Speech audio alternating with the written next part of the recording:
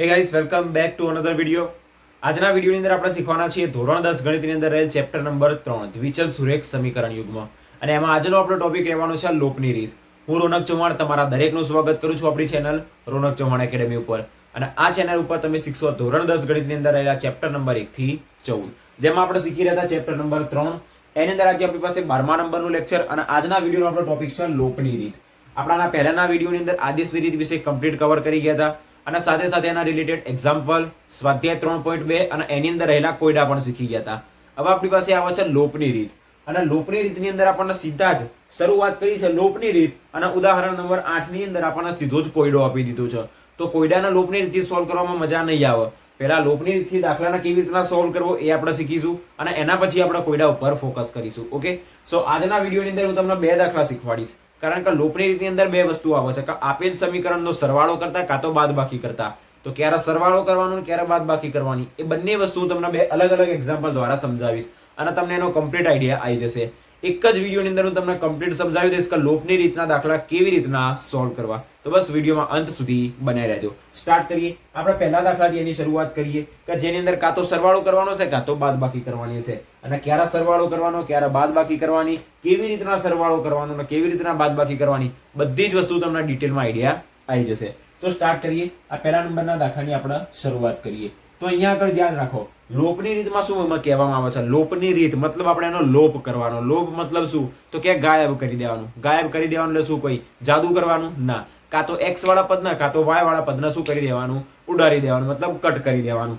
અહીંયા બે સમીકરણ આપણને આપેલા છે. તો અહીંયા તમે ધ્યાનથી જો, અહીંયા 3x છે અને અહીંયા 2x છે. મારી પાસે જો અહીંયા 2x હોય અને નીચેના સમીકરણમાં પણ 2x હોય તો અહીંયા આગળ માઇનસ ચિહ્ન લગાવીને x વાળા પદના કટ કરી દઉં તો જેથી આપણને y ની કિંમત મળી જાય. ઓકે, એવી રીતે અહીંયા આગળ હું કાં તો y વાળા પદને બી કટ કરી શકું અને x ની કિંમત શોધી શકું છું.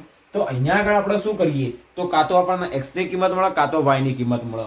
તો ધ્યાનથી જુઓ, આપણી પાસે સમીકરણ નંબર આના આપી દઈએ 1 અને આના સમીકરણ નંબર 2 આપી દઈએ. તમે ધ્યાનથી જુઓ, અહીંયા આગળ આપણી પાસે 4y છે અને નીચે આપણી પાસે 2y છે. આનું ચિહ્ન પ્લસ છે અને આનું ચિહ્ન માઇનસ છે, મતલબ બંનેના ચિહ્નો અલગ અલગ છે. જો અહીંયા આગળ મારી પાસે 2y છે એની જગ્યાએ મને જો 4y મળી જાય અને ડાયરેક્ટલી હું એનો સરવાળો કરી દઉં તો પ્લસ 4y અને માઇનસ 4y શું થઈ જશે? કટ થઈ જશે. તો આપણને x ની કિંમત મળી જાય. બહુ સિમ્પલ વસ્તુ છે. મારે અહીંયા આગળ 2y ની જગ્યાએ શું જોઈએ છે? 4y જોઈએ છે. તો અહીંયા 2y ની જગ્યાએ મારે 4y કરવા હોય તો મારે શું કરવું પડે? એના 2 વડે ગુણવું પડે. તો હું એકલા 2y ને 2 વડે નહીં ગુણું, આખા સમીકરણ નંબર 2 ને શું કરે? કોઈ 2 વડે ગુણીશ. તો શું કરીશું? અહીંયા આગળ સમીકરણ 2 ને 2 વડે ગુણીશું. અને જો અહીંયા આગળ એકનું ચિહ્ન પ્લસ છે અને એકનું ચિહ્ન માઇનસ છે, મતલબ બંનેના ચિહ્નો અલગ અલગ છે. તો ડાયરેક્ટલી બંને શું થઈ જશે? કટ થઈ જશે. ઓકે, જો આપણી પાસે 3x હોય અને 3x હોય, જો બંનેની વચ્ચે પ્લસ હોય તો 6x થઈ જાય, પણ જો બંનેની વચ્ચે માઇનસ હોય, અલગ અલગ ચિહ્નો હોય તો એ શું થઈ જાય? કટ થઈ જાય, મતલબ 0 થઈ જાય. ઓકે, તો આપણે શું કરીએ? સમીકરણ 2 ની અંદર 2 વડે ગુણીએ. તો લખીએ કે સમીકરણ 2 ને 2 વડે ગુણી અને શું કરતા? તો કે સરવાળો કરતા. શા માટે સરવાળો કરતા? કારણ કે આપણી પાસે જેવી ચિહ્નો રહ્યા એ બંને ચિહ્નો અલગ અલગ છે. અહીંયા આગળ બંને ચિહ્નો અલગ અલગ છે અને આ સરવાળો કરતા એનો મતલબ શું? તો કે ખાલી એનો સરવાળો કરીશું, કોઈ ચિહ્નો બદલીશું નહીં. અને જ્યારે એવું લખીએ કે બાદબાકી કરતા, તો બાદબાકી કરીશું એટલે ચિહ્નો બદલાઈ જશે. કેવી રીતે બાદબાકી કરતા ચિહ્નો બદલાય એ હું તમને આની અંદર બતાવીશ. ઓકે, તો સમીકરણ 2 ના પહેલા તો 2 વડે ગુણીએ. સમીકરણ 2 કયું આપણી પાસે? તો કે આ રહ્યું. અહીંયા આગળ સમીકરણ નંબર 1 લખી દઈએ, 3x + 4y = 10. એકને કશું જ નહીં કરવાનું, તો એકને એમને એમ લખી દીધું. સમીકરણ 2 ના 2 વડે ગુણીએ. તો આના આખાનો 2 વડે ગુણીશું તો શું થશે? 2 × 4x - 2 × થશે 4y બરાબર. જમણી બાજુ પણ 2 વડે ગુણાશે તો 2 × થશે 4. રેડી. અને સરવાળો કરતા મતલબ આપણે કશું જ નહીં કરવાનું, આ બધાનો શું કરી દેવાનો? સરવાળો કરવાનો. તો 3x અને 4x નું ચિહ્ન કહ્યું તો કે પ્લસ. તો અહીંયાથી +4y - 4y પહેલા તો કટ થઈ જશે. 4 ને 3 થશે 7x બરાબર. આનું ચેપ્ટર પૂરું થઈ ગયું. y વાળું પદ કટ થઈ ગયું એટલે એનું ચેપ્ટર પૂરું. અહીંયા 10 ને 4 કેટલા થશે? તો કે 14. 10 ને 4 14. તો x બરાબર આપણને શું મળશે? 14/7. તો x બરાબર આપણને મળી જશે 2. રેડી. હવે આપણને ખબર છે એક કિંમત મળી જાય તો બાકી ગમે તે એક સમીકરણની અંદર x ની કિંમત મૂકીએ તો આપણને y ની કિંમત મળી જશે. તો હવે આપણે શું કરીએ? આ x ની કિંમત સમીકરણ 1 કાં તો 2 ની અંદર મૂકીએ. જે આપણને યોગ્ય લાગે. સમીકરણ 2 સરળ લાગતું હોય તો 2 માં, 1 સરળ લાગતું હોય તો 1 માં, તમને જેમાં યોગ્ય લાગે એની અંદર મૂકી દેવાની. આપણે સમીકરણ 2 લખીએ, 2x - 2y = 2. જ્યાં x બરાબર શું મૂકીએ? 2. તો 2x ની જગ્યાએ મૂકીએ 2 માઇનસ 2y બરાબર 2. તો તેથી માઇનસ 2y બરાબર આ 2 એમના એમના 2 દુ થશે 4, એના જમણી બાજુ લઈ જઈએ તો માઇનસ 4. તો માઇનસ 2y બરાબર માઇનસ 2. બંને બાજુથી માઇનસ માઇનસ પહેલા તો કટ થઈ જશે, મતલબ પ્લસ થઈ જશે. તો y બરાબર શું મળશે આપણને? આ 2 જશે એની નીચે. તો y બરાબર આપણને મળી જશે 1. રેડી? આપણને આનો શું શોધવાનું કીધો હોય? ઉકેલ. અને કોઈ બીનો જો ઉકેલ શોધવાનો હોય તો કેવી રીતના લખવાનું? તો કે ઉકેલ xy બરાબર શું મળશે? 2 1. રેડી? આપણને આનો જવાબ મળી ગયો. લોપની રીતની અંદર શું કરવાનું? તો સૌપ્રથમ બંને સમીકરણ જોવાના. બંને સમીકરણમાંથી કાં તો આપણે x વાળા પદને કાં તો y વાળા પદને શું કરવાના? ઉડાડી દેવાના, ગાયબ કરી દેવાના. જેને શું કહેવાય? લોપ કર્યો કહેવાય. પણ આપણે મોસ્ટ ઓફ શું યાદ રાખવાનું કે એના ઉડાડી દેવાના, મતલબ કટ કરવાના. હવે અહીંયાથી y વાળા પદને કટ કરવું હોય તો અહીંયા મારે 4y જોઈએ. તો આ પ્લસ 4y માઇનસ 4y શું થાય? કટ થાય. તો આના મારા 2 વડે ગુણવા પડે. શા માટે આપણે x વાળા પદને સરખું ના કર્યું? જો x વાળા પદને સરખું કરવું હોય તો બી કરી શકાય. ઉપર આપણી પાસે 3x હતું અને નીચે 2x હતું. જો આના સરખું કરવું હોય તો આના વડે ગુણી દેવાના, આના વડે ગુણી દેવાનું. જો આના 2 વડે ગુણીએ તો 6x થઈ જાય, આના 3 વડે ગુણીએ તો બી 6x થઈ જાય. પણ આ તો બંનેના ચિહ્નો સરખા છે તો શું કરવાનું? બાદબાકી કરી દેવાની. જો બાદબાકી કરીએ તો 6x માઇનસ 6x, અને આ જે માઇનસ 6x નું જે માઇનસ ચિહ્ન આવ્યું, જે બાદબાકી કરતા લખીએ એ માઇનસ ચિહ્ન અહીંયા આગળ નીચે લખાય. તો 6x માઇનસ 6x શું થઈ જાય? કટ થઈ જાય. તો તેથી આપણને y ની કિંમત મળી જાય. અને તમે ગમે તેમ દાખલો સોલ્વ કરો, છેલ્લા આપણને જવાબ તો આ જ મળશે. x બરાબર 2 y બરાબર 1. ઓકે? તો આ સરવાળો કરતા વાળા દાખલાની અંદર તમને કમ્પ્લીટ આઈડિયા આવી ગયો.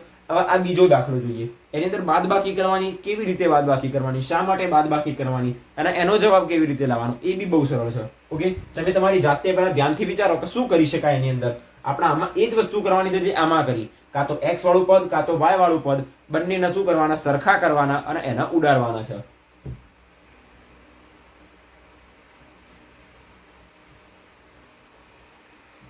તો દાખલા નંબર 2. અહીંયા આગળ આપણે શું કરીએ? જો અહીંયા ઉપર આપણી પાસે 2x છે અને નીચે 4x છે. તો હવે મારા જો x વાળા પદને કટ કરવો હોય તો આના 2x ની જગ્યાએ શું કરવું પડે? 4x કરવું પડે. તો દરેકને ખબર પડી ગઈ કે સમીકરણ આના 1 આપી દઈએ, આના સમીકરણ 2 આપી દઈએ, અને આ સમીકરણ 1 ને જો આપણે 2 વડે ગુણી દઈએ તો અહીંયા 2 દુ 4x થઈ જશે. તો આ 4x કટ થઈ જશે. એમ નહીં થાય. 4x અને 4x તો 8x થઈ જશે. હવે આપણે કટ કરવું હોય તો શું કરવાનું? તો કે એની બાદબાકી કરવાની. જો બંનેના ચિહ્નો સરખા હોય તો આપણે એની બાદબાકી કરવાની. અને જો એની બાદબાકી કરીશું તો તમે ધ્યાનથી જુઓ. હું તમને આખું સમીકરણ લખીને બતાવું. અહીંયા આગળ દાખલો અહીંયા આગળ ગણું, પણ બાદબાકી કરીશું તો શું થશે? આખા સમીકરણ 1 ના આપણે પહેલા તો 2 વડે ગુણીએ તો આપણને શું મળશે? તો કે 4x + 6y બરાબર 13 દુ 26. અને સમીકરણ 2 એમના એમ રાખીએ તો શું મળશે? 4x + 5y અને બરાબર 23. હવે જ્યારે બી આપણે એવું કરીશું કે બાદબાકી કરતા, મતલબ અહીંયા નીચે જે બી સમીકરણ રહ્યું, સમીકરણ નંબર બીજું, એ દરેકના ચિહ્નો બદલાઈ જશે. તો પ્લસનું માઇનસ, અહીંયા બી પ્લસનું શું થઈ જશે? માઇનસ થઈ જશે. જો અહીંયા આગળ આપણને -5y આપેલા હોય તો એનું શું થઈ જાય? +5y થઈ જાય. મતલબ પ્લસનું માઇનસ થઈ જાય અને માઇનસનું પ્લસ થઈ જાય. રેડી અહીંયા સુધી? હવે તમે કહેશો આ કેવી રીતના જાદુ કર્યું? અહીંયા આગળ પ્લસનું માઇનસ થઈ જાય, માઇનસનું પ્લસ થઈ જાય. તો એમાં કોઈ મોટું તીર નથી મારવાનું. આપણી પાસે જો એવા બે સમીકરણો હોય 4x + 2y અને બીજું કોઈ સમીકરણ હોય જેમાં 6x + 8y, તો જ્યારે તમે આ બંનેની બાદબાકી કરો, તમે કરો બાદબાકી 4x + 2y, એમાંથી આના બાદ કરો તો માઇનસ કરીએ જ્યારે તો શું મળે? 6x + 8y. અને તમે જ્યારે નેક્સ્ટ સ્ટેપ લખો તો તમને શું મળે? અહીંયા આગળ આ અંદરનું જે પદ કૌંસની અંદર એ દરેકના ચિહ્નો શું થઈ જાય? -6x - 8y. તો બાદબાકી કરીએ તો આ પ્લસનું માઇનસ થઈ જાય અને આ પ્લસનું માઇનસ થઈ જાય. મતલબ આપણે આ વસ્તુ જે કૌંસની અંદર કરીએ છીએ, કૌંસના બહાર માઇનસ હોય અને માઇનસના અંદર ગુણીએ તો દરેકના ચિહ્નો બદલાઈ જાય. તો એની એ વસ્તુ અહીંયા આગળ આપણે ડાયરેક્ટ કરી દઈએ છીએ કે જો કોઈ આપણી પાસે સમીકરણ 2 હોય એની અંદર પ્લસ વાળાનું ચિહ્ન માઇનસ થઈ જાય, માઇનસ વાળાનું ચિહ્ન પ્લસ થઈ જાય. બાકી કોઈ જ મોટું તીર મારવાનું નથી. હવે આ દાખલાની આપણે ગણતરી કરીએ.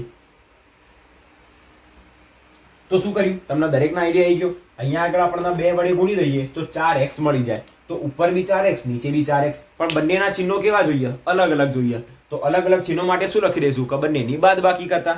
તો લખીએ કે સમીકરણ 1 ને સમીકરણ, અહીંયાથી દાખલો સ્ટાર્ટ થશે.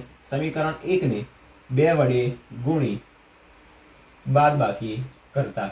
એવું કંઈ લખવાની જરૂર નહીં કે સમીકરણ 1 ની બાદબાકી કરતા કે 2 ની બાદબાકી કરતા, એવું કશું જ નહીં. ખાલી એટલું જ લખવાનું કે સમીકરણ 1 ને 2 વડે ગુણ્યા તો આપણને 4x મળી જવાના છે. અને પછી બાદબાકી કરતા, અને બાદબાકી કરીશું તો એના ચિહ્નો બદલાઈ જશે, જેથી આપણને જવાબ કેવો મળશે? y ના સ્વરૂપમાં મળી જશે. તો સમીકરણ 1 ને 2 વડે ગુણીએ તો 2 દુ થશે 4x, 3y બી 2 વડે ગુણાશે તો થશે 6y બરાબર થશે 13 દુ 26 અને સમીકરણ 2 એમના એમ રહેશે 4x + 5y બરાબર 23. રેડી? બાદ બાકી કરીએ તો અહીંયા દરેકના ચિહ્નો ચેન્જ થઈ જશે.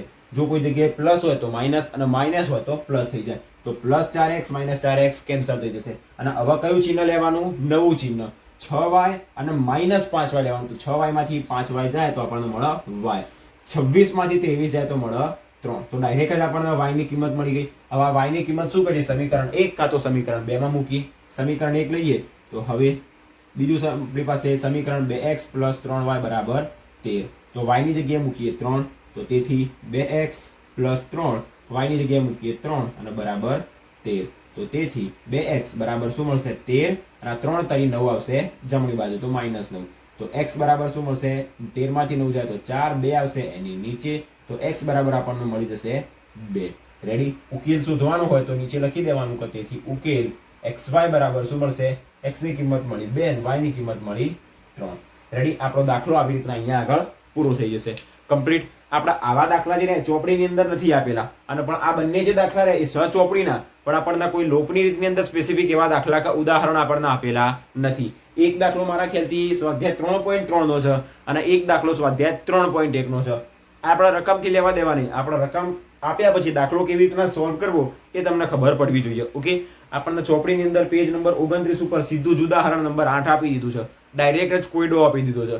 હવે સીધી લોપની રીત શીખ્યા વગર કોયડામાં કૂદી પડીએ તો મજા ના આવે.